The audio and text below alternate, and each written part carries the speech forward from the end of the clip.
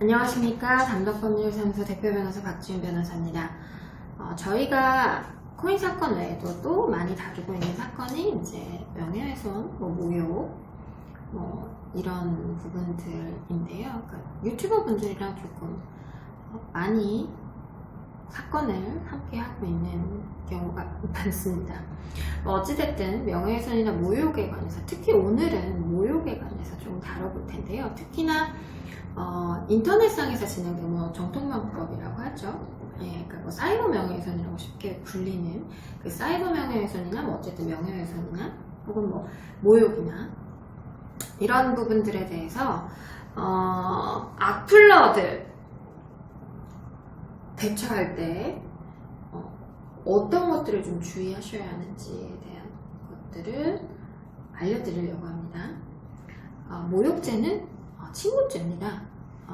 그러니까 고소권자가 고소를 해야만 이제 범죄가 되는 것이죠. 근데 이제 친고죄 같은 경우는 고소 기간이라는 게 정해져 있어서요. 피해 사실 안날로부터 6개월 이내에 고소를 하셔야만 성립이 될 수 있습니다. 아니면 각하가 됩니다.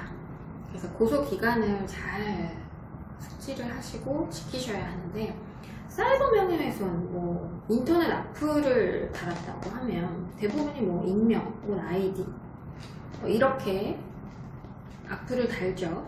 그래서 예를 들면 내가 이거를 1월 달에 악플을 봤어. 근데 막 어떻게 하다 보니까 6개월이 지나서 고소를 하게 됐단 말이에요. 자, 그럴 경우에 각하가 돼야 되느냐, 이런 문제가 생깁니다.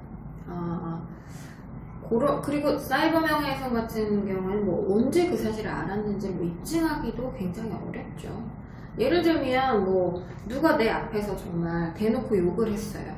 그럼 모욕이 성립될 수 있겠죠. 욕을 한 그날 내가 알았잖아요. 그죠? 그러니까 그 날로부터 이제 기산을 하면 되는데, 악플 같은 경우에는 이 사람이 쓴 날 내가 알았다는 걸 어떻게 증명을 할 수가 없잖아요. 그러면 쓴 날을 기준으로 봐야 되냐? 그럴 수도 없잖아요. 그래서 굉장히 이런 악플 같은 경우에는 고소기간, 모욕죄에 있어서 고소기간이 굉장히 애매하게 됩니다. 그래서 저희 사무소에서도 그런 경우들이 꽤 많아서, 그러니까 경찰 수사기관에서는 안날이 언제냐, 입증을 해라 너네가, 이런 식으로 나오기 때문에 어떻게 입증을 합니까? 어렵죠. 내가 이거를 댓글이 한 2,000개 되는데 그 댓글 2,000개를 하루에 언제 알았는지 그걸 다 기억해낼 수도 없는 것이고, 내가 이날 알았다고 한들 그걸 입증할 방법도 없는 것이고, 그런 경우가 대부분이겠죠. 그래서 최근에 나온 판례들을 저희가 조금 인용을 해서 이제 수사기관에 제출을 같이 하는데요. 해당 판례에서는 어떻게 설치를 하고 있냐면, 이런 악플을 다는 경우에 아이디라든지 익명이라든지 우리가 알 수 없죠. 실제로 누군지 특정을 할 수가 없는 상황이죠. 그 사람들이 이제 조사를 받으면서 특정이 될 때, 그때를 기준으로 피해 사실 안날로 보고 있는 판례들이 있습니다. 대법원 판례는 아니지만 어쨌든 아주 좋은 취지의 판례라고 저는 생각을 하고요. 특히나 인터넷 악플은 정말 아까 같은 문제점들이 당연히 발생할 수밖에 없습니다. 그렇기 때문에 당연히 피해 사실 안날이라고 하려면 이 사람이 누군지를 알고 이 사람이 썼다는 거는 인식을 해야 되잖아요. 그죠?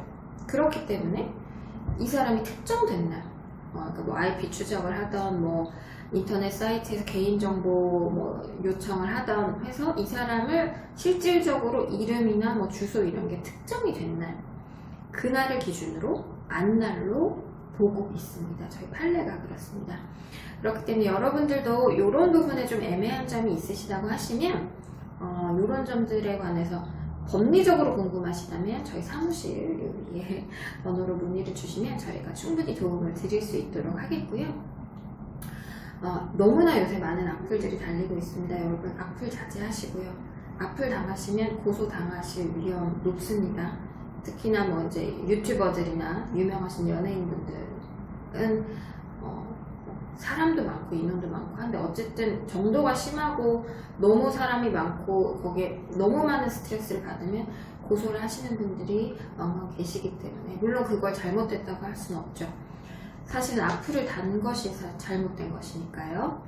어쨌든 고소를 당하시지 않으시도록 악플을 달지 않으셔야 되고, 그리고 만약에 이런 일을 당하셨다면 고소를 할 때 그런 부분을 조금 잘 법리적으로 이해를 하셔서 주장을 하시면 각하가 되는 일을 좀 피할 수 있지 않나 싶습니다. 여러분들에게 오늘은 유익한 정보 드리려고 노력했는데요. 담덕은 언제나 여러분과 함께 합니다. 문의사항 있으시면 위에 번호로 언제든지 문의 주시고요. 그리고 아래 댓글도 많이 남겨주시고 상담 문의 남겨주시기 바랍니다. 수많은 명예훼손과 모욕사건 역시 저희가 또 중점적으로 다루고 있기 때문에요.